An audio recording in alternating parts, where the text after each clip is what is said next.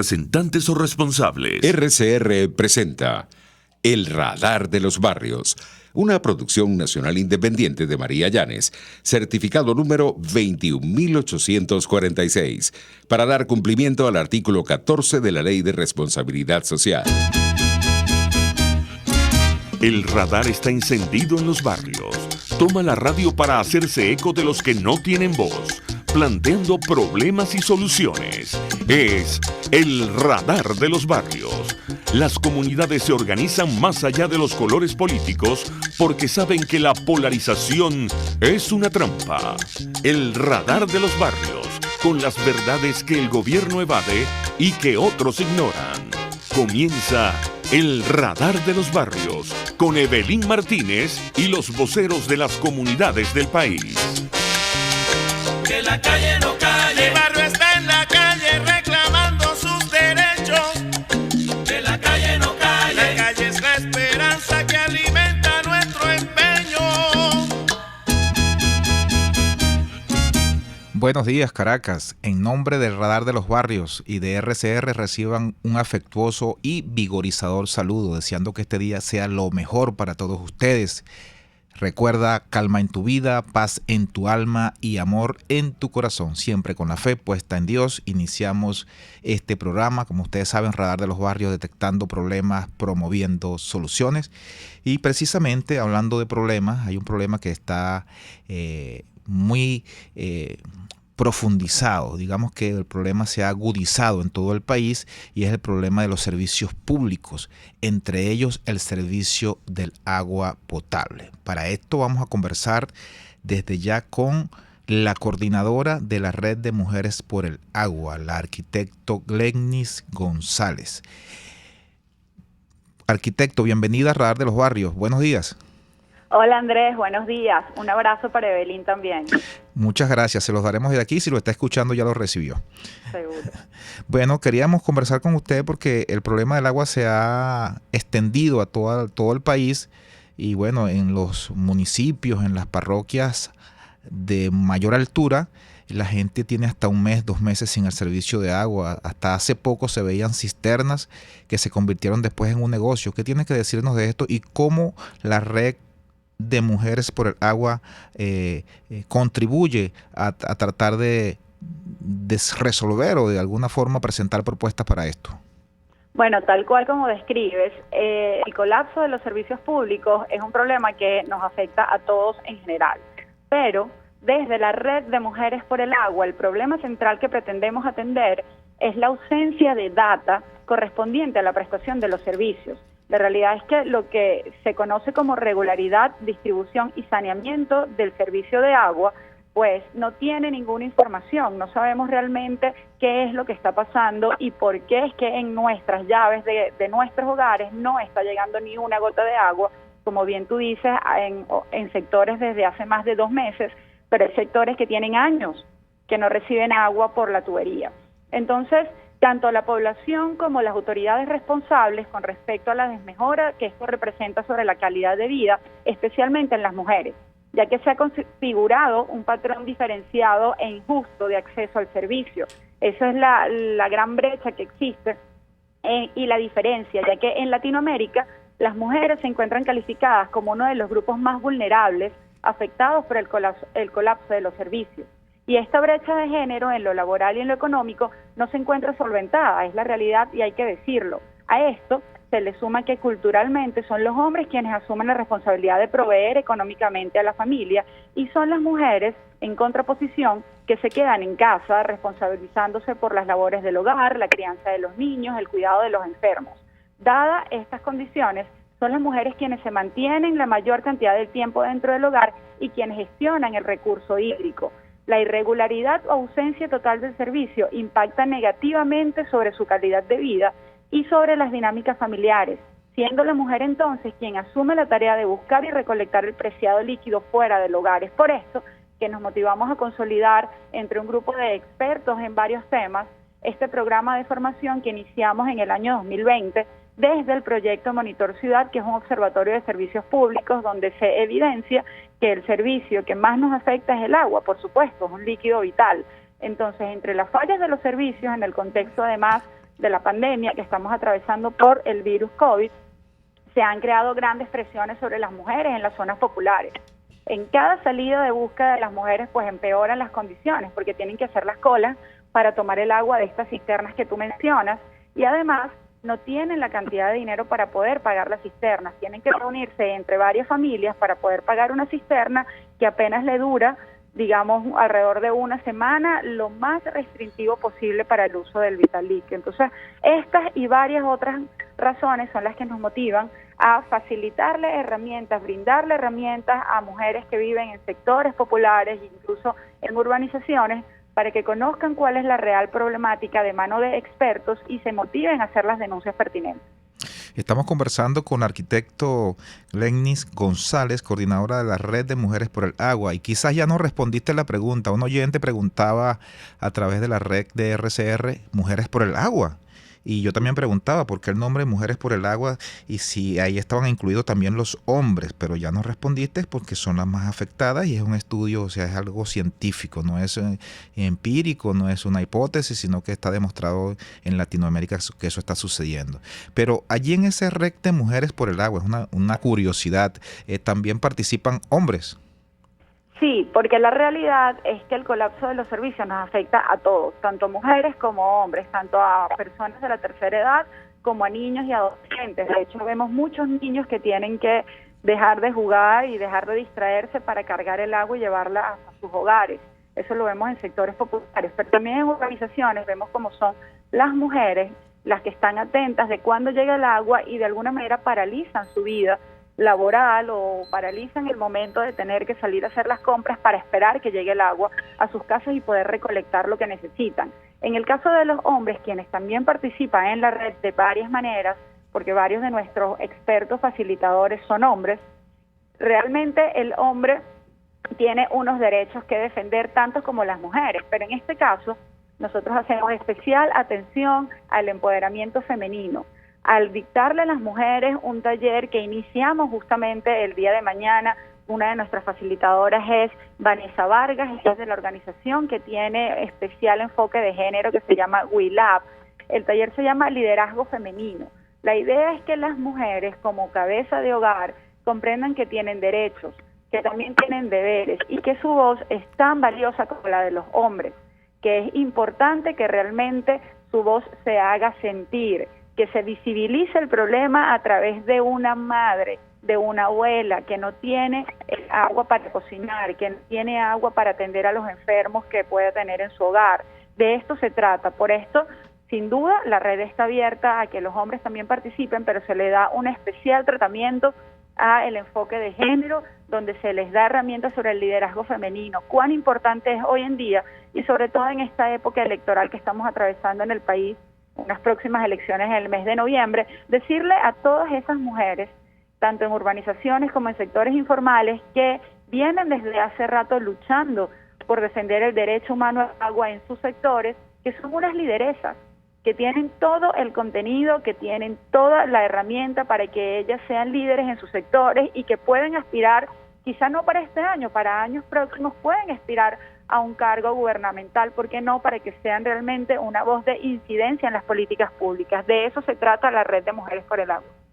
Sí, sin duda que estamos totalmente de acuerdo en la participación de la mujer. La mujer, de hecho, yo discutía en estos días en un grupo que querían nombrar una coordinación de mujeres y yo decía, bueno, también nombren una coordinación de hombres porque la mujer debe estar en todos los espacios, no necesita un espacio ahí pequeño o algo que tú le asignes, no, ella puede estar en organización, ser secretaria general, ser presidente de la República, es decir, todos tenemos los mismos derechos y hacia allá tenemos que ir.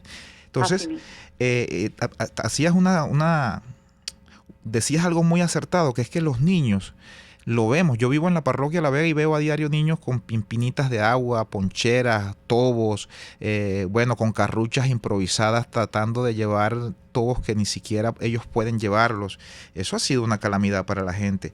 Ahora bien, desde el punto de vista de la ausencia de data, ustedes a través de la red han podido conseguir algunos datos específicos acerca de la ausencia del servicio en nuestros grifos. Es así. Desde el proyecto Monitor Ciudad, que los invito a todos a que lo busquen en las redes, tanto en Twitter como en Instagram, Desde hace más de 2 años se viene recopilando data y más allá de eso, la idea es llegar a sectores que están invisibilizados, que realmente se encuentran afectados por el servicio y no tienen la capacidad de solventarlo por ellos mismos. Hay muchos sectores que tienen años donde no llega el agua por tubería, pero además hay sectores aquí mismo, en el área metropolitana de Caracas, sectores en el Hatillo donde ni siquiera tienen la tubería, hay sectores rurales que no tienen tubería, no tienen el servicio de agua potable.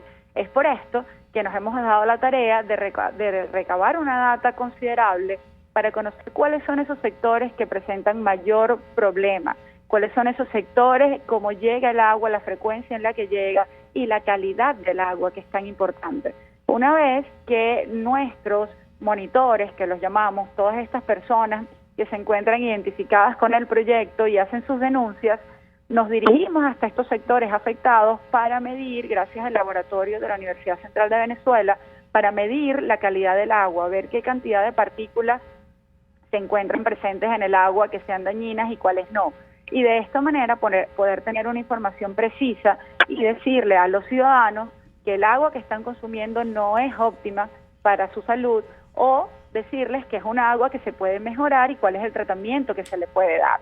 En ese sentido, tenemos data que nos evidencia que, por ejemplo, en el área metropolitana de Caracas, que es donde tenemos mayor información, sabemos que hay sectores que están más afectados que otros, como por ejemplo Macarao. El sector de Macarao en el municipio Libertador presenta una situación muy compleja, ya que ellos tienen muchísimo más tiempo que algún otro sector en Chacao. Por ejemplo, en Chacao se puede recibir agua de cada semana en algunos sectores, en otros cada 15 días. Pues la alcaldía del municipio de Chacao optó por construir unos pozos profundos para que puedan surtir y abastecer de agua a la población. Eso ha tenido un proceso muy complejo, sigue teniendo fallas, es algo que no es de un día para otro, pero en Macarao no tienen alternativa, porque a veces por el mismo problema del transporte, las cisternas no pueden llegar a surtir agua y ellos no tienen cómo pagarlos. Entonces, sectores como por ejemplo en los Baños del Tuy, en el estado Miranda, donde hay varios municipios que no reciben agua desde hace muchísimo tiempo y se ven en la penosa obligación de tener que prescindir del líquido, tienen que venir hasta Caracas a comprar botellones de agua potable para poder, llevar su rutina lo menos afectado posible.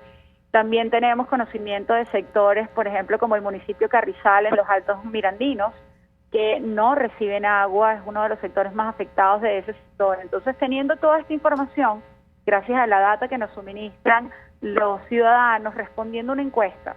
Se trata de un proceso muy sencillo, responder una encuesta de Monitor Ciudad en sus teléfonos inteligentes o en sus computadoras, donde nos hagan saber cuál es la frecuencia del agua en su sector. Por ahí nosotros podemos detectar cuáles son los sectores más afectados, y una vez que lo identificamos, empezamos a trabajar de la mano de expertos como el ingeniero José María de Viana y muchos otros que nos han colaborado, el ingeniero Bauzón, para poder definir, describir y diseñar esas políticas públicas que son tan necesarias para solventar el problema.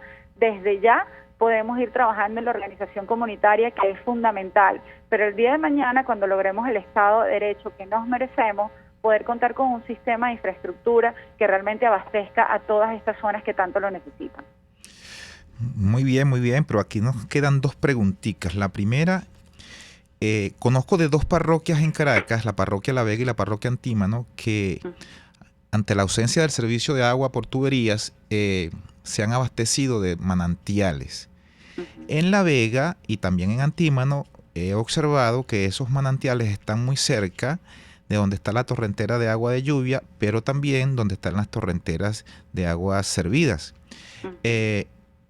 En el caso de La Vega, porque casi que paso por ahí a diario, pregunté si ellos habían medido el servicio de agua, si habían evaluado si era agua potable, apta para el consumo humano, y me dijeron que no, que simplemente al no tener el servicio de agua, ellos agarraban agua de allí, la hervían y con esa agua hacían todos los oficios de la casa, también la consumían. ¿Existe la posibilidad de que ese mismo laboratorio que hace esas mediciones pudiera ir a estos sitios, o cómo es? ¿Se lleva una muestra del agua? ¿Cómo se hace?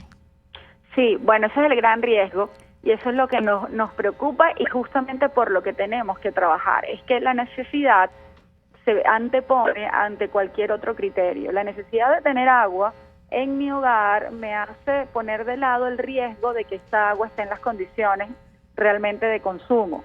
Entonces, estas personas se acercan a estos manantiales, a estas nacidas de agua natural bueno, todos sabemos que estas nacidas vienen de montaña. Entonces, de estas tomas desde la montaña coinciden, como bien describías, con las tuberías de aguas negras o con la canalización de las aguas de lluvia. Y esto es o representa un gran riesgo para la contaminación del agua que se consume finalmente. Entonces, siempre se recomienda que en el hogar se deben tener las medidas posibles para proteger y para tratar estas aguas que consumimos finalmente. Por supuesto, con la crisis de gas que atravesamos, el hervirlo deja de ser una opción. El hervir el agua a veces nos pone en la contradicción de, bueno, si gasto el gas hirviendo el agua, después para conseguirlo nuevamente es muy complejo. Correcto. Entonces se venden y están en el mercado en varios sectores unas pastillas que se utilizan para purificar el agua de alguna manera y para que esta agua esté apta para el consumo. Pero la realidad es que los líderes de cada sector deben estar muy atentos para que hagan el llamado a organizaciones, tanto Monitor Ciudad como otras organizaciones que también tienen la potestad y capacidad de hacer estos estudios, de acercarse a estas tomas y evaluar la real calidad del agua que se está consumiendo.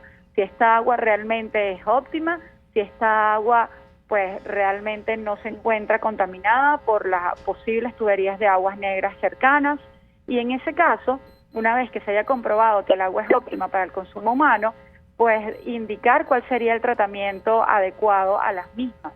Realmente la tarea de los líderes no es poca, es mucho lo que tienen que estar atentos, porque el ciudadano de a pie, el ciudadano común, pues simplemente se deja llevar por la necesidad, y es comprensible. Entonces, muchas organizaciones que estamos trabajando en este medio, nos preocupa que por esa necesidad se cieguen y que lleguen a consumir el agua que no es adecuada. Aquí en Caracas, gracias a Dios, hasta ahora no se han manifestado números, pero en Anzoátegui hay muchísimos números de enfermedades que se contraen por consumo de agua no apta.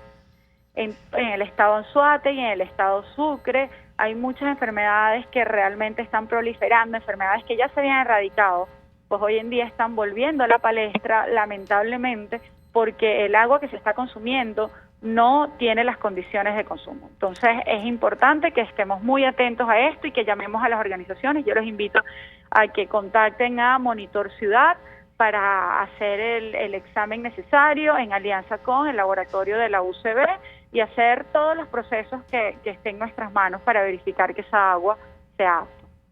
Muchas gracias, arquitecto. Era el arquitecto Glennis González de la Red de Mujeres por el Agua. Bueno, estamos en contacto para seguir escuchando cómo va el seguimiento a esto del agua. Muchas gracias, Andrés, que estén muy bien. Gracias a Radar de los Barrios, Caracas Ciudad Plural y a RCR 750, de verdad, porque son unos incansables trabajadores por la defensa de los derechos de los ciudadanos. Muchas gracias. Nos vamos a la primera pausa. Usted está escuchando El Radar de los Barrios con Evelyn Martínez y los voceros de las comunidades del país. Solo por RCR 750 AM. Puedes seguirnos en nuestras redes sociales. En Twitter, @RCR750, la radio que se ve. Y ahora quiero hablarte de Comercializadora Prada. Y ya de solo nombrarlo se me hace agua la boca, porque Comercializadora Prada son los más frescos quesos y embutidos que te llevan a tu casa. Todos los quesos, todos los embutidos. Y como cuentan con proveedores exclusivos, te resulta mucho más económico. Llámalos ya, 0424-134-6035, en Instagram wprada.ve. Comercializadora Prada, todo en quesos y embutidos con la mejor relación precio-sabor. Ante el agobio diario, siempre se agradece una pausa. De lunes a viernes, Verónica Oliveros te trae un cafecito para el alma en Sin Estrés, la revista radial de Radio Caracas Radio. con música, cultura, salud, emprendimiento, terapia, astrología y más. Cada tarde a las 3 nos ponemos en modo sin estrés por RCR, la radio que se ve. RCR 750 AM, porque lo bueno une. Una tribuna para exponer los problemas de su comunidad. El Radar de los Barrios, con Evelyn Martínez y los voceros de las comunidades del país. Solo por RCR 750 AM. Regresamos a Radar de los Barrios. Estábamos conversando con la arquitecto Glennis González, coordinadora de la Red de Mujeres por el Agua. Es un programa bastante ambicioso que busca conseguir, ubicar data referente a cómo está el servicio de agua, cómo está el agua en sí, si está apta para el consumo humano o no, si el agua proviene efectivamente de las montañas o simplemente es que alguna tubería se rompió y está filtrando el agua. Todas esas cosas son sumamente importantes, sobre todo en este momento donde el mundo está viviendo una pandemia y nosotros tenemos que asearnos frecuentemente para evitar contagiarnos con ella. Por acá nos dicen desde Caricuao el señor Ramón Gil. Buenos días, profesor. Le saludo en nombre de la parroquia Caricuao. Cierto es lo comentado por la señorita en cuanto al mal servicio de agua potable. Acá en el sector llega sucia. Bueno, por allí vimos unos videos, vimos unas fotos de un grupo de gente mostrando sus tobos saliendo el agua del grifo cuando llega o cuando escasa vez llega, y entonces el agua parecía un agua de cloaca, un agua sucia, negra, marrón. Es decir, los procesos de tratamiento del servicio de agua no están funcionando como debe ser.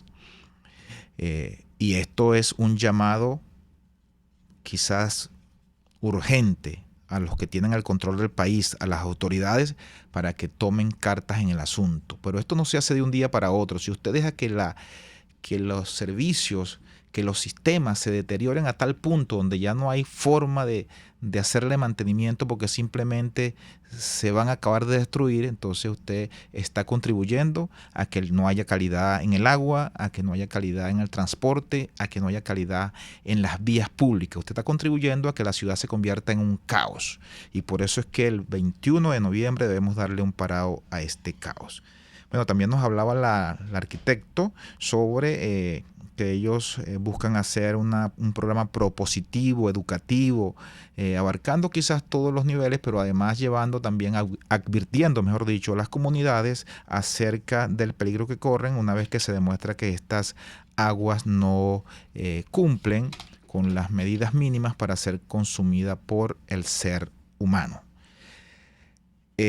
Bueno, con esto finalizamos esta primera parte del programa. Vamos a iniciar desde ya un poco hablando de un tema que está en el tapete, un tema que involucra a toda la sociedad venezolana, y es el tema educativo, el tema escolar.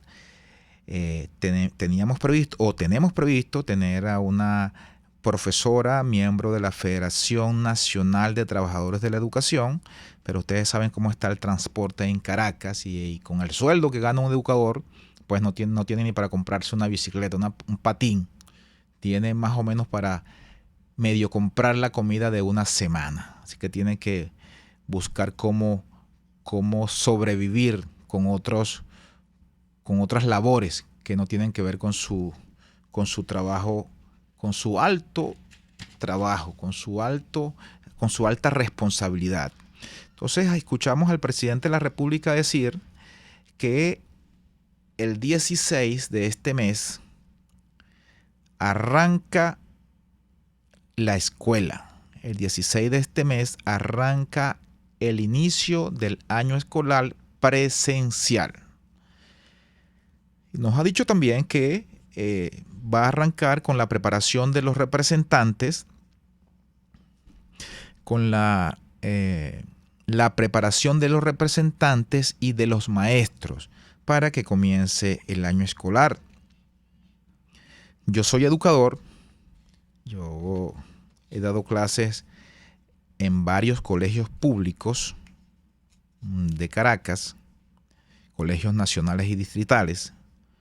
Les nombro 3: Juan España en el Valle, Cecilio Acosta en La Vega, Escuela Zulia en La Vega, Cecilia Núñez Sucre en Catia.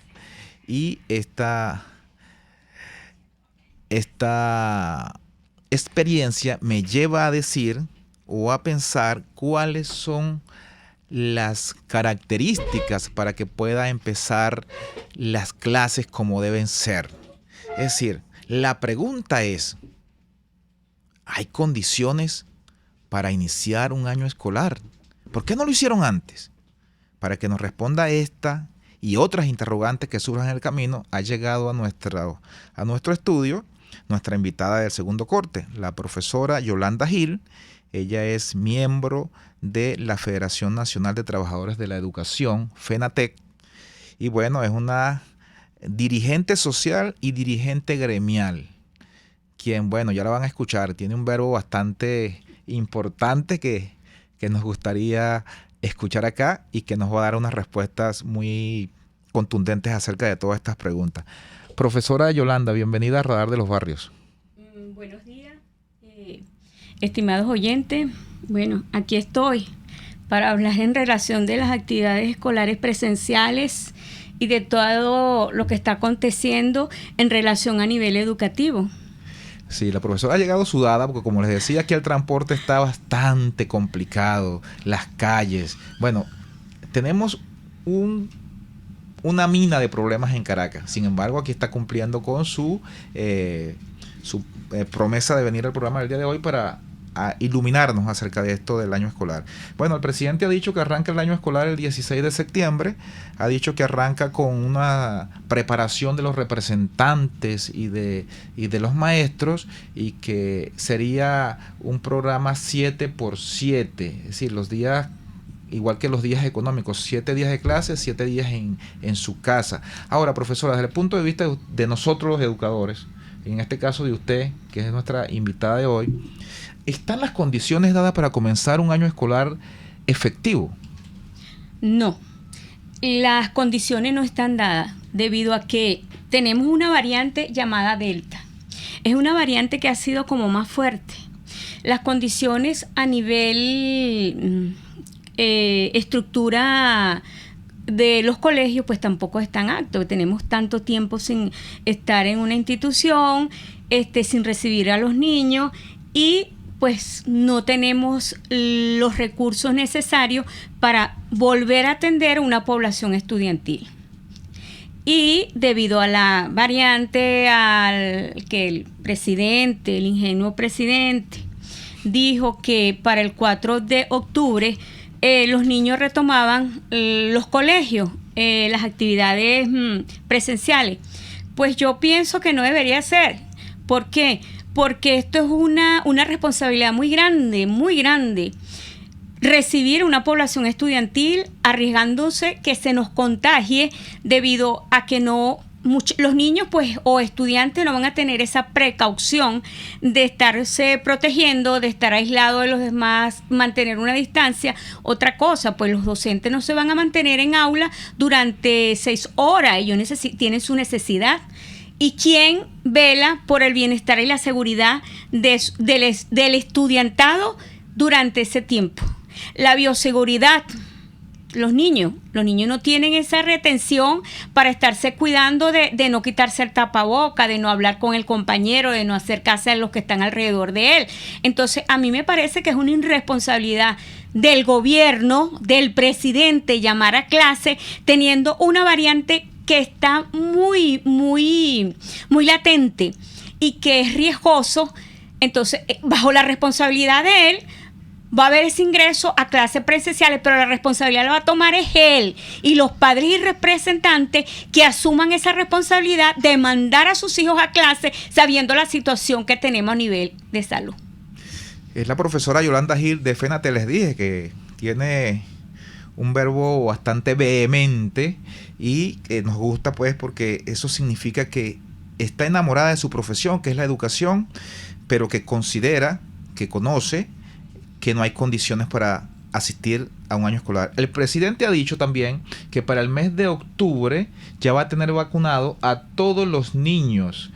A este ritmo que va el proceso de vacunación en el país, ¿cree usted que eso pueda cumplirse, esa meta? Imposible, imposible.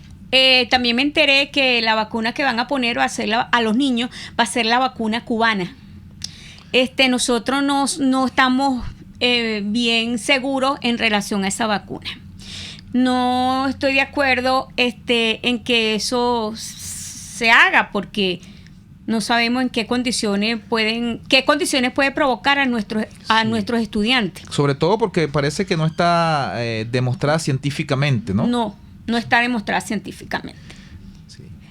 Entonces es un riesgo. Pues entonces yo lo que le pido a los padres y representantes no es que los educadores no queramos regresar a aulas. Sí, sabemos que es una necesidad para nuestros estudiantes, porque la educación a distancia no es igual como estar dentro de un aula, un salón de clase, explicando, dialogando con los niños. Pero las condiciones no están dadas, porque esta variante está muy fuerte, esta es una variante muy fuerte, la variante Delta. ¿Qué nos garantiza a nosotros que nuestros alumnos se contaminen y la población educativa, a nivel obrera, a nivel administrativo, se nos contamine? ¿Quién nos va a generar esa garantía? ¿Quién? ¿Ah? Entonces a mí me parece que una responsabilidad es llamar a clase bajo estas condiciones que nos encontramos. Supongamos, profesora, que el gobierno nacional cumple, vacuna a todos los niños, vacuna a todos los docentes, los representantes también están vacunados, han arreglado la infraestructura escolar que está deteriorada y pudieron arreglarlo en todo este tiempo que no hubo clases, pero el docente, la persona que va a asumir la responsabilidad, ¿le alcanza el sueldo para pagar un pasaje, para comprar los recursos necesarios para dar una educación de calidad? El gobierno le ha garantizado al docente una calidad de vida que le permita atender a los muchachos como se merecen, con calidad, para que tengan un desarrollo pleno de la personalidad. No. Nosotros ahorita nos encontramos en unas condiciones deplorables. Una, que tenemos un miserable sueldo que no nos llega ni a $10. Segundo, que no tenemos un HCM que nos respalde.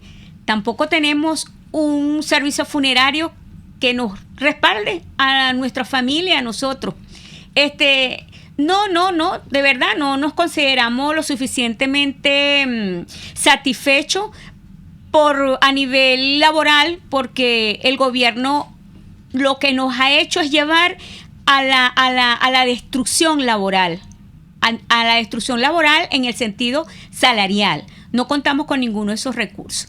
Entonces, si nosotros nos abocamos otra vez a aula, a clase, a estar con los alumnos, es porque tenemos vocación, no porque el gobierno nos garantiza seguridad laboral, no nos garantiza nada, pues, sino nosotros tenemos esa vocación y acudimos a las aulas a atender a nuestros hijos, si eso se llega a dar, que todavía hay un estrecho que andar para ver si las clases presenciales se pueden dar.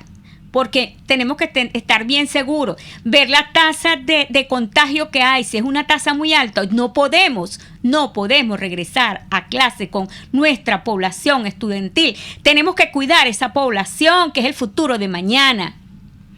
Estamos conversando con la profesora Yolanda Gil de FENATEC, Federación Nacional de Trabajadores de la Educación.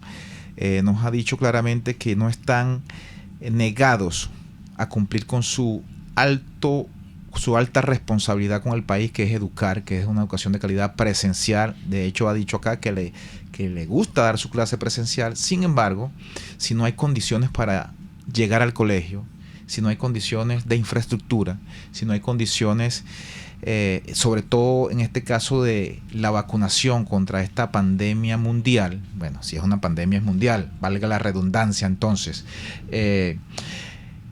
si no están dadas esas condiciones, ¿cómo pretenden obligar al docente a ir a clase? Frente a esto, profesora, y quizás para ir cerrando ya parte del programa, ¿qué han pensado las federaciones? ¿Qué están ¿qué han asumido o qué van a asumir? ¿Se están reuniendo? ¿Qué van a hacer las federaciones frente a este llamado a clase presencial?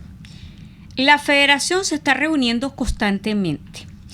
Estamos en desacuerdo en que esto se dé. Pero como sabemos que tenemos un gobierno autoritario, que lo que ellos dicen se tiene que dar, vamos a ver de qué forma se va a trabajar esta parte, pues. Que vuelvo y repito, yo no creo que las actividades escolares para el 4 de octubre se den presenciales. No creo. Porque vuelvo y repito, tenemos que analizar la tasa de contagio que hay. Si hay una tasa muy elevada, nosotros tenemos que pensar que no se debe en relación a nuestros niños y adolescentes. Sí. Otra pregunta, profesora, que nos surge de la misma dinámica. ¿Han conversado ustedes con los representantes o con algunos de ellos para saber su posición acerca del regreso a clase? Hemos hecho un sondeo y le hemos preguntado a los representantes si están de acuerdo en que las clases se den presenciales. La mayoría de los representantes se han negado. Dicen que no, porque el Estado no le garantiza ninguna seguridad. Y bueno, por ahí también, por el sondeo que hemos hecho, irán a ir los hijos de los padres que están de acuerdo con este proceso en que se tiene que dar las actividades escolares presenciales. Pero la mayoría dicen que no, porque ellos tienen que cuidar a sus hijos, y les doy toda la razón. Es el deber de tanto gobierno, educadores y representantes velar por el bienestar de nuestros niños. ¿Algún llamado al gobierno nacional en particular, si se estuviera escuchando el presidente que ayer dio la rueda de prensa, anunció esto? Bueno, yo le pido al presidente Nicolás Maduro que por favor analice muy bien lo que tiene planteado. Soy docente y como todos los educadores, pues deseamos estar con nuestros niños, pues dándoles sus actividades pedagógicas. Pero en las condiciones que se encuentra el país con esta pandemia, pues yo pienso que llamar a clases presenciales es como una responsabilidad muy grande y es muy delicado. Tenemos que ver las debilidades y las fortalezas. Si abundan más las debilidades, no deberían ir los niños a asistir a clases presenciales por el bienestar de ellos. Bueno, muchas gracias a la profesora Yolanda Gil por su testimonio, por esta información sumamente importante para los docentes, para los representantes y para los estudiantes del país.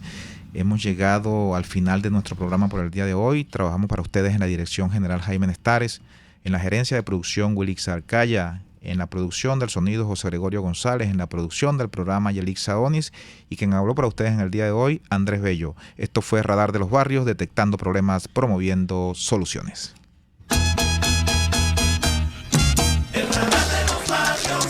Hasta aquí esta transmisión de El Radar de los Barrios. Arriba, donde casi nunca está la policía, donde rara vez sube el aseo urbano, donde solo de vez en cuando llega el agua.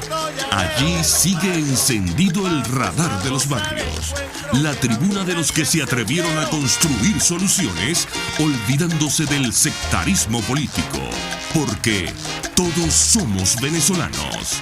RCR 750 AM. RCR